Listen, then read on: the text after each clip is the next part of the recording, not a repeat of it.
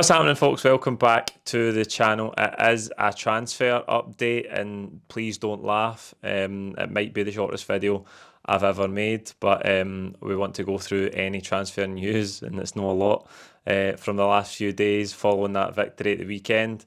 Brilliant game, brilliant performance. Really enjoyed it.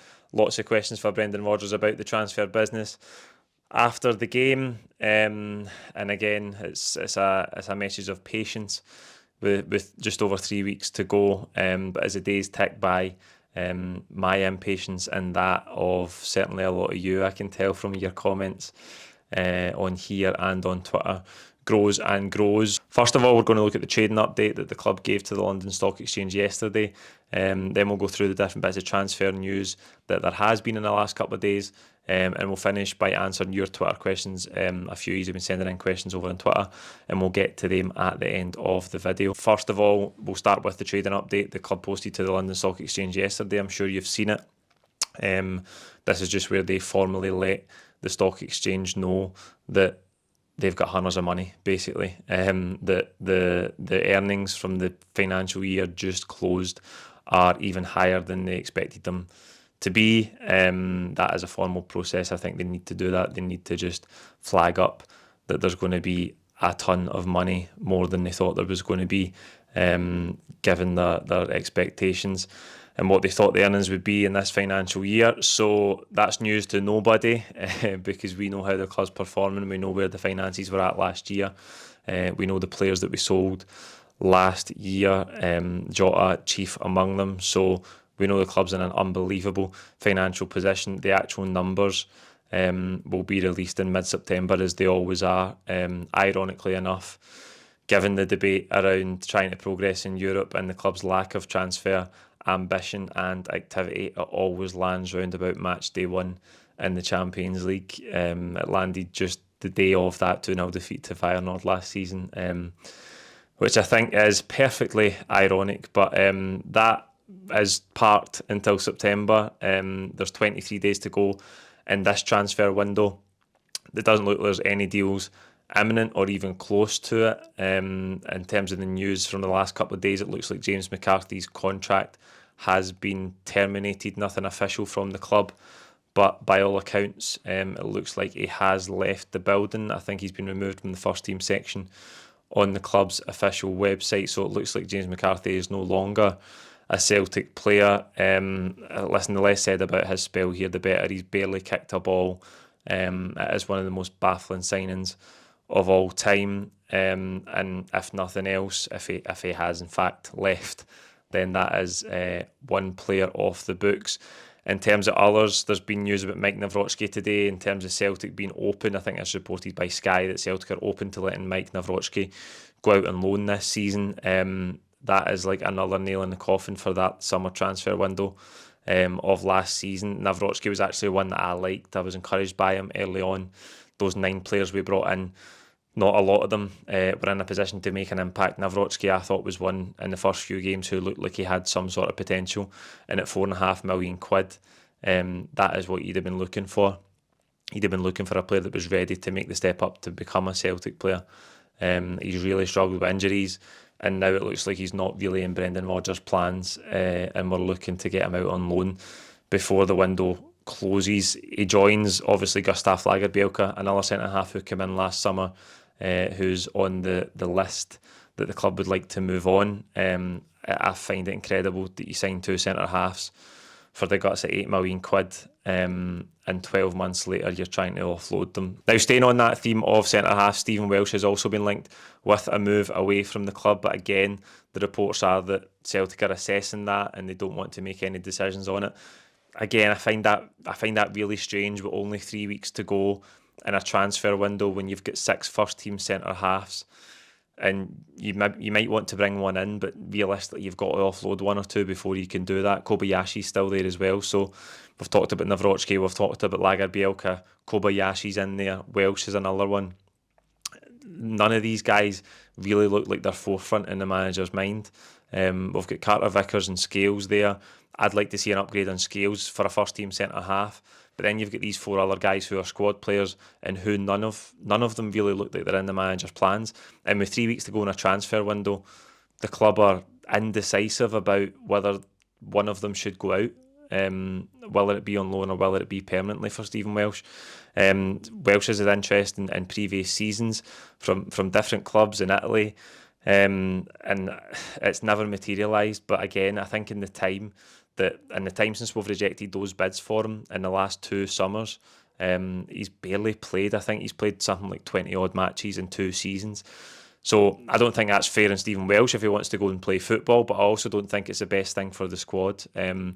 If we want to reduce the number of centre halves but also increase the quality, then we have to be decisive. We have to make these decisions, and I don't think we should let everything just linger on until the last week of the window and then try and cram in 3 or 4 signings incoming and try and get 4 or 5 bodies out the other way. That will be far too much, far too late. And that's where we'll end up with a situation where the club say, listen, we tried, but we just couldn't get everybody that we wanted in, and we even ran out of time for some of the guys to go out. It's not at that stage yet, but I just find it baffling that for someone who's a squad player and on the fringes of things, Celtic are still just assessing the situation with 3 weeks to go.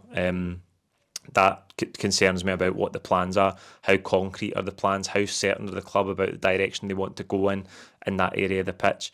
They probably don't know, and that's why they're still assessing it. I know that in the case of Stephen Welsh, he's a good homegrown player when it comes to the Champions League quota, but I think we've got to be decisive, and if we're trying to improve in an area of the pitch where we've got a lot of bodies but not a lot of quality and we could improve, then we need to be decisive about moving players on, just like we need to be decisive about finding the right players and getting them in on time. Right, next up it's Matt O'Reilly. This obviously is going on and on and on and will do until the window closes. Brighton now interested, Southampton, Chelsea obviously throwing their name in the ring in the last 3 or 4 days, joining the likes of Atalanta. I think it's gone quiet in terms of sort of the Juventus, Atletico Madrid stuff that was really early on in the window, but lots of clubs interested in him. We've also been linked with Facundo Buonanotte from Brighton, and there's talk that he could maybe be used as part of the deal, whether that be on loan. Again, he's only 19. He did play quite a bit for Brighton last season. I like him. I think he's a good player, the boy. I don't want to lose Matt O'Reilly under any circumstances, though. I think if these English Premier League clubs, that's 3 of them now between Brighton, Southampton and Chelsea, if they're all genuinely interested, that's got to create some sort of bidding war and drive the price way higher than what Atalanta were bidding. But having said that, I want to keep Matt O'Reilly. I think he looks happy. I think you see that dynamic in midfield that we've got at the weekend. Really, really strong. Hatate, fit. O'Reilly playing at the top of his game. Callum McGregor behind him. They've been playing together for 2.5 seasons now, and I think you can just tell that chemistry just now is there with them, and that's something really unique. And is obviously if O'Reilly goes, then we lose that, and we need to sort of replace him and then try and knit new partnerships in midfield. But those 3 just look so good together just now, and I think that if we want to try again to come back to it, to try and progress a wee bit and do more in Europe, keeping Matt O'Reilly would be huge for us. But I understand that there's no doubt if it gets 25 million, 30 million, he'll be gone. I just hope that he's happy enough, and that if the price doesn't get anywhere near that, he's not going to be bothered about staying at the club. He's going to be happy to stay here. He looks happy. He looks like he's enjoying it. He looks like he's got a great relationship with some of his teammates. He's playing brilliant football. We do have 8 Champions League games to look forward to as well. He's got a long contract. The word is that he's not really stressed out about the situation. He's quite relaxed about things. He's got his head screwed on. We'll see how it goes, obviously, in the next 3 weeks. But I really want to keep him, and the club need to be strong on that. If somebody doesn't go to the valuation or surpasses it, they need to be strong and keep him, provided the player's happy to be here. On the Adam Idah front, still no news. After he missed that flight, there was a news report the same night saying that Celtic were closing in. I think these journalists just make things up. We're at this stage now where traditional journalism is really, really poor for 90% of the time. They want to just get clicks and get people on their website, because that night there was a story that Adam Idah, Celtic were closing in on a deal for Adam Idah. Again, it's a week and a half ago, nothing's happened. There's still reports now that we're readying a second bid more than a month after the first bid of £4.5 million. which is baffling in itself that if he's the target we want, we've taken more than a month to come back with a second offer. That again looks to me like a club that doesn't really know what it's doing, isn't certain on what it's doing, doesn't know how to act decisively, how much do they want to spend on this player, how much do they want this player, are they happy to just go and meet the valuation, get a deal done swiftly. The Celtic we're talking about, I know we don't get any deal done swiftly, but it's beyond belief that we've taken more than a month to go back for Adam Idah. We'll see how it goes. It certainly doesn't look imminent in any way, shape or form, and we know what it's like. Even if we do submit a second bid, he's probably still a week to 2 weeks away for joining, and there's only 3 weeks left to go in the transfer window, which raises huge concerns for the other areas of the pitch that we need to improve. There's zero rumours in any of these positions, and the rumours are just the start. I know that 90% of rumours come to nothing, but rumours and then stories gaining a wee bit of credibility is the thing that signals the ball is rolling in terms of bringing somebody to the club. There's none of that in any of these positions, and again, 23 days to go. When can we expect it? I think we've all been thinking this for the entire summer transfer window. I remember the first time I talked about this when I came back to making videos in pre-season. When do we start to panic? And I think because we know the club, we've been panicking since week one. But here we are with 23 days left. Not a whole lot of movement. It's a huge concern. But we'll come to the questions, some of your questions on Twitter. We'll start with @Ryfonzo. Did the club think they'd have sold O'Reilly sooner in the window in order to free up funds? The trading model is apparently to invest what they make via player trading per window. That cannot be the case. The club cannot be waiting for Matt O'Reilly to leave to free up funds. They've got 80 million quid in the bank. Why don't you just use what you think you're going to make from player trading out of that money in the bank, and then you can replace it when a top player like Matt O'Reilly does come to leave? There is no lack of funds at Celtic. That is not an excuse for waiting. It's not an excuse for the inactivity. It's not an excuse for the delays. It doesn't explain things like waiting more than a month to go back with a second bid for Adam Idah, despite the fact that would probably be justified by, well, Idah starting to act up, and then that might get the price down if we just play cat and mouse and leave it to the last few days of the window. It's terrible. It's a really, really poor approach. The club need to be decisive. What we want is the club to be ambitious, the club to use the resources it has to try and progress us. Right now, Celtic looks like a club incapable and unwilling to progress, whether that be in Europe or domestically. Right now, this squad is weaker. We've got 3 weeks left of a transfer window. The squad is weaker just in plain number terms from the squad that finished last season. We've brought in a goalkeeper for £1 million from Aston Villa. We've brought in Kasper Schmeichel for free because Brendan Rodgers phoned him up after the Euros, and we've brought back Paulo Bernardo, and it took us 6 or 7 weeks at least to get that deal done. And all right, people will say, but we get a good deal, it was meant to be 6 million and we get them down to 3.5, but then the personal terms took 2, 3, 4 weeks, however long it took to get over the line. The squad is currently weaker with the most resources the club have ever had. This next 3 weeks is monumental. Honestly, it's monumental. People are really, really frustrated, and you can understand why. At Quinzo82, should the fans be seriously considering a boycott to truly get the message across to the board? The current state off the pitch is lamentable at best. Boycott the Hibs game in the Cup, or at least a mass walkout on a live TV game to highlight this. Look, some people will listen to that question and think that it's bonkers, given how well the team's playing, given how many trophies we've won recently, all that stuff, but that needs parked. Every season, every football supporter wants their club to get better, to move forward, to progress, to be better than the season before. And when the club is sitting with so much money and there's such a lack of activity, that's why people raise these questions. All of this questions like that boil down to the fact that whatever protest or walkout you might want to do would be to the detriment of the team. It's the same as boycotting merchandise, not buying tickets en masse. All of that stuff hurts the team, and we love the team too much to do that, and that's exploited by the board, because we plough in a fortune every single season, and that money is to see the football club progress, is to see it get better. And right now, they are just hoarding it. and there's no arguing that. That's a fact right now until they go and invest some of it to push the club on, to push the team on. Up until this Barrowfield redevelopment, there was very, very little in terms of capital expenditure being done as well. It's very concerning. It's very concerning that the club are in such a healthy position and yet doing so little. St Vincent recruitment team, who's involved? That's the $1 million question.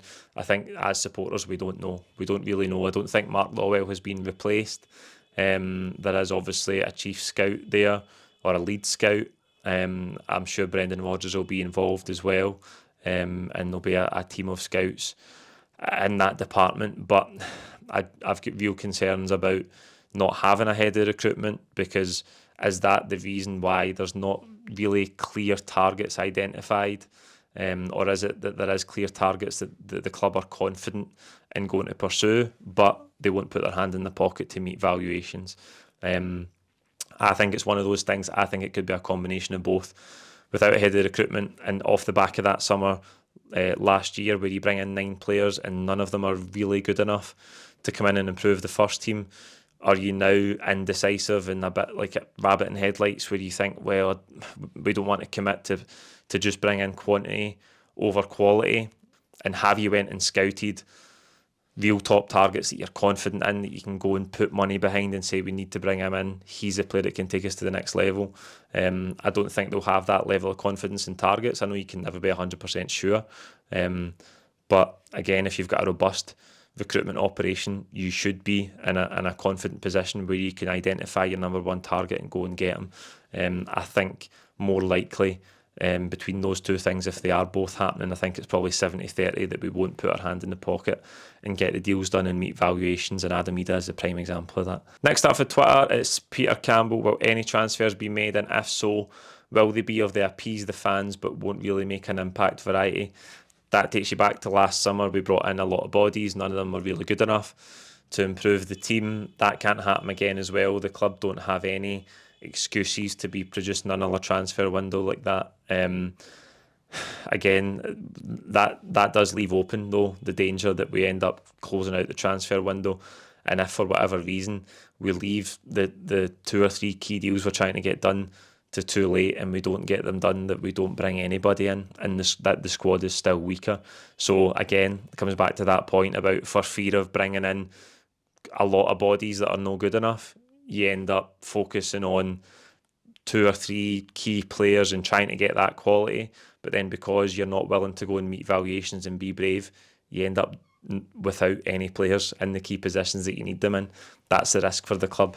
If this pace continues with this transfer window, there's no doubt about that. At Chapman P12, is there a more short-sighted board in football? We even lucked out on Schmeichel. Look, these questions sum up the way people are feeling. Look, it's hard to argue after 3 consecutive seasons of Champions League group stage football, or league stage, as it is this season, that the club haven't shown a willingness to go further and to push more and push forward and try and improve the football club, and actually compare it to clubs like ourselves in Europe. We just seem, it always comes back to this, we seem far too content to just be 1 point ahead of Rangers, and have domestic dominance, but never actually try and improve in a European level. And that's a huge problem for us, because what is a football club? It exists to get better in footballing terms. And to go back to something I said earlier in the video, there's not a football fan of a club anywhere in the world that doesn't want this season to be better than the last season. And just because we won the league last season doesn't make our demand for that any less legitimate. We'll finish with a question from Alan Johnson on Twitter. Do the board just have utter contempt for supporters? It certainly looks like that, as you get constant communication from them trying to get you to buy merchandise, Celtic TV, etc. Then they announce high profits, but we've got a weaker team and squad with no sign of reinforcements. Again, I can only answer these questions that people are asking, and you see the theme. I'm sure most of you share in these concerns as well. A lot of people get to that stage where they think the supporters are just being treated with contempt by the board. We are investing so much money into the football club every single season. I know not all the money is given to the club by the supporters, but it's a huge, huge chunk of it. and we want to see the team get better. We want the club to repay the faith that we show in it every year by getting better. That's why we invest, as I keep saying. We as supporters invest the money in season tickets and merchandise every year in record amounts, by the way. The season tickets continue to increase, despite the fact that if you compare the number of games this season, we had this debate on Twitter yesterday, no friendlies, no qualifiers, so years gone by, the club would give you that extra game or two as part of the season ticket, and every year the season ticket increases, and the value and the offering doesn't increase. That's the problem for the board. That's why supporters like Alan feel that way. And until we see reinforcements, until we see that investment in the squad, until we see the ambition and intention to go and improve, you can absolutely understand why. That's it for the transfer video. No bad, by the way, for something that was going to be the shortest video in history. You can let me know your own thoughts in the comments below, and we'll see you at the weekend for the build-up to that game against Hibs. Thank you.